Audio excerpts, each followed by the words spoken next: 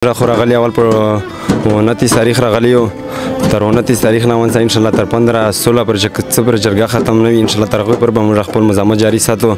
موږ راغلي دلته خدمت لپاره راغلي وو انشاءالله خپل خدمت به سرته رسوو. اولې ورځې نه ونڅه تر 29 نه د 2-3 اټکونه دی په موږ باندې وکړل. زموږ ملګري نه یې بېګونه ساماندونه هر څه یوړل دی کور لکه کینټ ته یې خپل یوړل.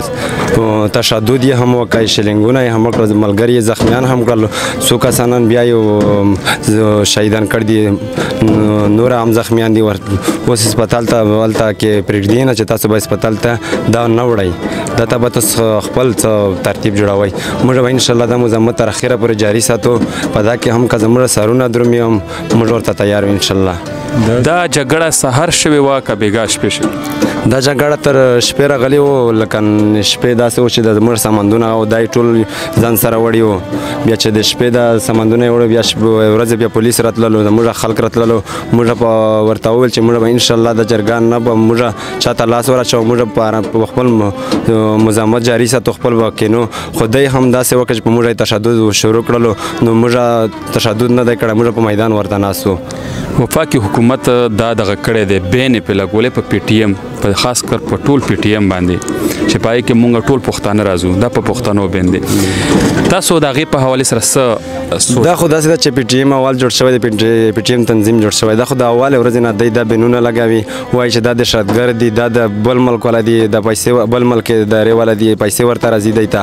خو دا ثبوت نشته ورسره چې په منظور پښتین یا په بل د پی ټي ایم په مشر دا ثبوت کړي چې ته یا د بل ملک والا خو بس خالي داسې دي چې بینونه لګوي. دا به انشاءالله موږ مزاحمت جاري ساتو انشاءالله تر اخره وخته به دا بین خو داسې دی که نه دا بین خو داسې دی چې دا خو اوس پښتون ژغورنه غورځنګ یعنې د ټولې پښتنو د ژغورنه ذمهواري یې اخیستې ده.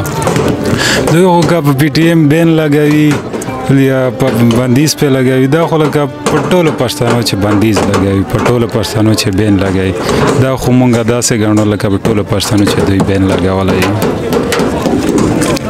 تاسو دلته کله راغلي یو څه سوچ لرو اوس سم ذهن کې تویږي ځکه چې مسله هم دومره غټه شوه 3 پکې شهیدان شو که په مخه کې نور داسې حادثې زیاتې شوې څه رایه او څه سوچ لرو؟ موږ خو په دغه سوچ راغلي وو چې زموږ خو مخته هم دا جرګې کېدلې په وزیرستان کې هر ځای کې کېدلې.